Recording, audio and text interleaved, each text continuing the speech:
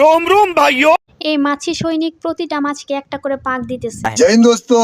প্রতিটা মাছিকে ডিজিটাল ভাবে ট্রেনিং দেওয়া হচ্ছে। मंजिल को भुलाकर जिया तो क्या जिया।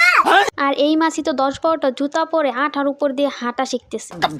আর এদিকে এই মাছিগুলোকে ধোয়া থেকে বাঁচার ট্রেনিং দেওয়া হচ্ছে। कारीगरी है। এদিকে এই চালাক মাছি থাপ্পড় থেকে বাঁচার ট্রেনিং করতেছে আর নিজেকে হিরো ভাবতেছিল। दूध पी के पला है ये चगिरा।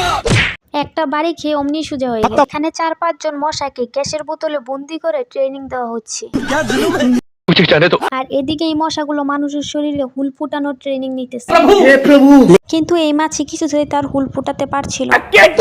বারবার চেষ্টা করার পর ব্যর্থ হয়, সে হাতুড়ি দিয়ে ফুট ভিতরে ট্রেনিং শেষে তারা এখন যুদ্ধের জন্য রওনা দিল। এই বদমাশ বাচ্চা আগুন জ্বালিয়ে তার আব্বার লুঙ্গি জ্বালিয়ে দিল। তার আব্বুর একবারিতে সে চ্যাপ্টা হয়ে গেছে।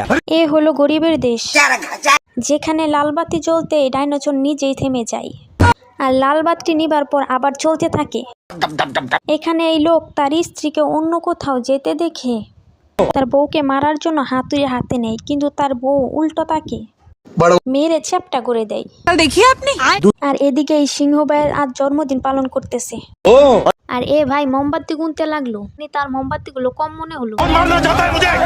অনুষ্ঠানে আসা প্রতিটা প্রাণী সিংহের রাগ দেখে পালিয়ে যায়।